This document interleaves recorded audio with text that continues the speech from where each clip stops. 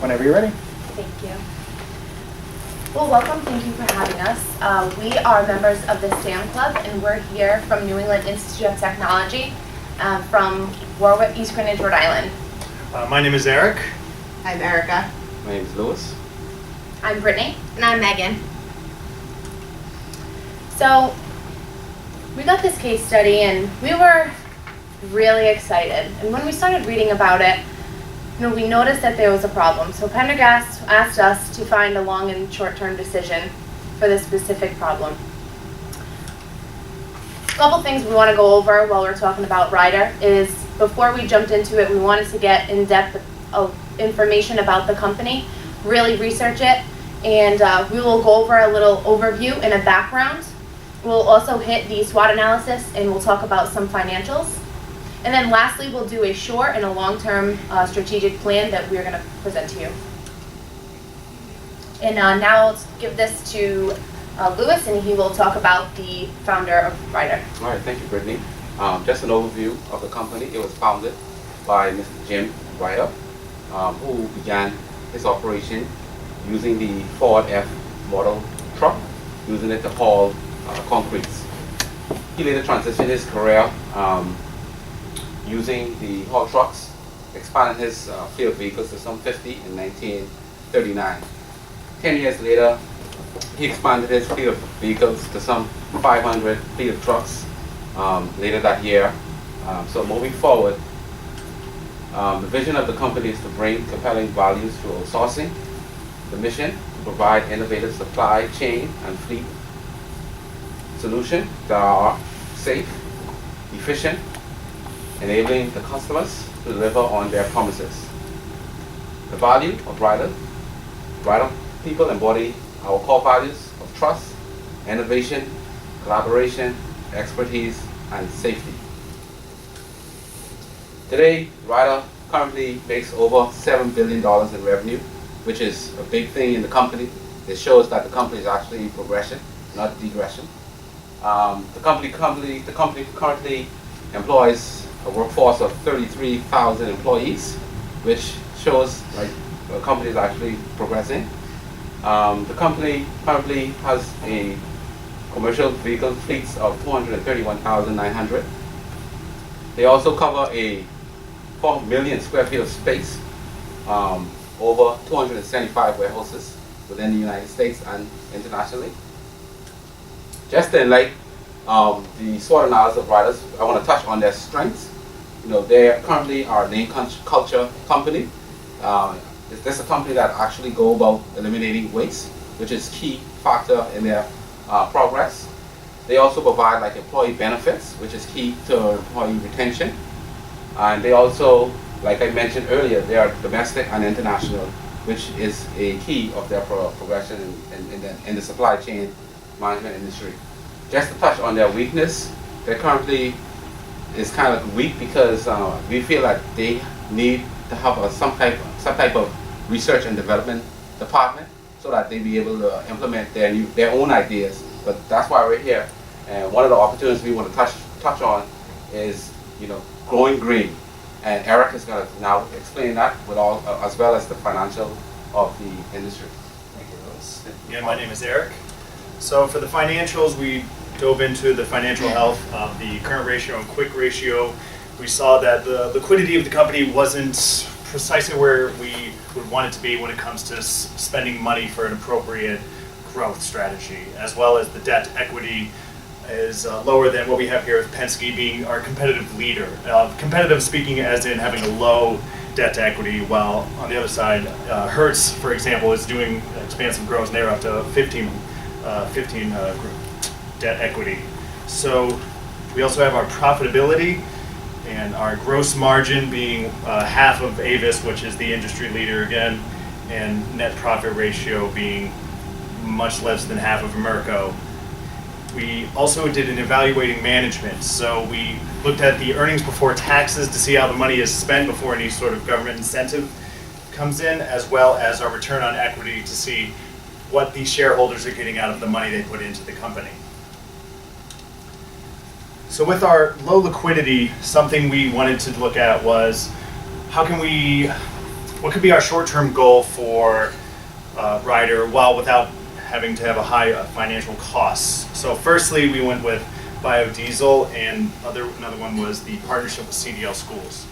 Now, the biodiesel was brought on because of the alternative fuel initiative from Ryder, which was in the climate change information request of Ryder Systems, and it says, quote, "The most important component of our short-term strategy influenced by climate change is in response to the market demand for cost-effective, environmentally friendly alternative fuel solutions." So with that, we chose to go with 20% biodiesel in our diesel trucks.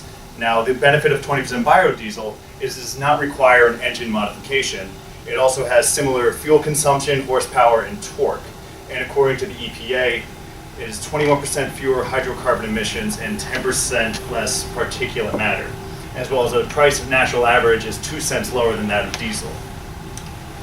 And you can see from the map here that we would like to focus our attention to the Midwest. Now, this is a map of realtors of biodiesel in America. And in Illinois, Indiana, Iowa, Minnesota, there is a high amount of distributors. So we would like to begin our initiation in this area because of just the high volume. With that, I know there are some worries about the type of automobiles that can use biodiesel. And it's not just someone working in their car, in their garage. Actually, these trucks that are used by Ryder, the Isuzu, Mack, anything with a Cummins engine, or Volvo, those are all able to use B20 biodiesel without any modifications. And because of this, we hope to really advertise this. This is a simple, low-cost form of growth that we can use. As when you see a Ryder truck, it is simply the Ryder Ever Better slogan. However, when compared to, say, a U-Haul, for example, which is their postcard advertising on their trucks, we hope to have something a little more bright and simple enough that can catch your attention without having to be a completely new marketing strategy. We hope to utilize this in the Midwest. Now, moving forward, I'm going to let Brittany talk about our partner with CDL Schools.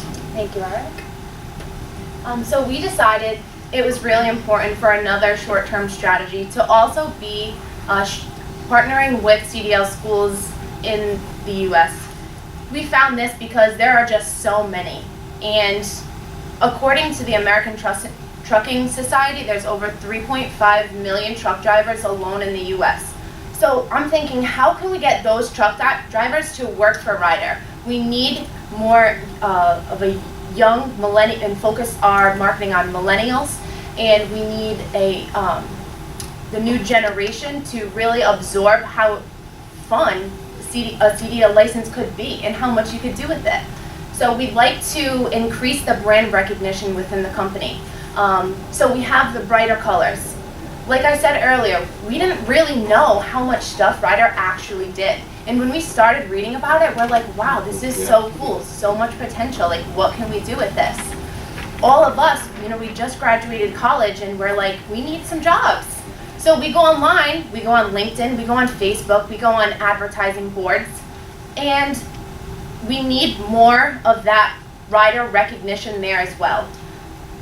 So the benefits for both of the parties involved is, okay, so we partner with these schools across the nation, and we pay for the tuition as long as they provide, we get a contract, and we'll provide a contract for the students. So the schools are doing the recruiting, but we are actually giving them some type of incentive to work for Ryder after they get their license.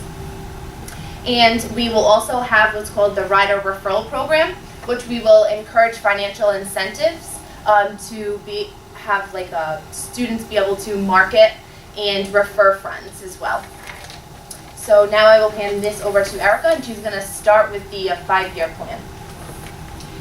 So Ryder had asked us to address the employment issue, specifically with the truck drivers, for a short-term and long-term goal. So for our long-term goal, we're going to implement this in 2 phases. The first phase would be 5 years, and the second phase would be 10 years. So what we propose is actually to implement a CDL training school called RIDE, and that stands for Ryder Institution of Drivers Excellence, where all can learn to ride with Ryder. Where are you going to find RIDE? Well, we suggest implementing RIDE within the warehouses. As we already mentioned earlier, We have over 40 million square feet of space in 275 locations. After looking through the financials, we wanted to implement this in the most cost-effective way without having to take out a very large loan. And we believe that utilizing the space within the warehouses is the best way to do this. In order to actually become a CDL driver, CDL trainer, it's actually fairly inexpensive. The requirements do vary slightly state by state. However, on average, it costs about $200. It consists of a driving test as well as training hours. So who are going to be these CDL trainers? We suggest that the CDL trainers be our senior drivers. After going through the case, we also learned that majority of our drivers are already over the age of 55, and retention is great with Ryder. So why not make these senior riders who are already looking to get off the road now train others to come in through Ride? And then with that, so now that we have all of these people coming through Ride and training and getting their CDL license, how do we actually give them incentive to stay with Ryder, stay with our company? We suggest the Ryder reimbursement. So what that is for every 1 year that an employee stays with us full-time driving, we will reimburse them 25% of their tuition. What that equates to is them staying with us for 4 years, they would have all of their tuition paid for. This will also enable us to get drivers. We would not have to outsource. We would be saving money on the outsourcing for drivers. And it's our firm belief that because Ryder offers such great employee benefits, that once they are with us for 4 years, they will remain employees. So I'm actually going to hand this over to Megan, and she's going to explain the target market. Okay, so like Erica was saying, thank you, Erica. Most of our drivers in Ryder are over the age of 55. So now what we want to do is bring more growth into the company. We want a new face into the company now. So now we're looking to target young adults between the ages of 18 and 35. Right now we are looking to seek part-time employment. We're looking for partnering with unemployment agencies, and people with minor transgressions can come and work for Ryder. So Ryder, what our focus is, we want Ryder to be an open book. Anyone who wants to come and train for the CDL can come and train. So our long-term tenure plan, based off what Erica was saying, how we were going to focus on having our ride school in the warehouses. We are actually, with growth, going to have our own physical location eventually down the line. This will come from demand, popular demand of where the schools are most popular. This way we can maintain employment. Like Erica was saying, we will have a reimbursement plan. So our employees want to stay with us. As a new coming college grad, what I look for in a job is growth, excellent training, and retention. I want to work for a company who's going to retain me, train me excellent to grow, and someone that's going to want to keep me. So this is our growth opportunity for Ryder.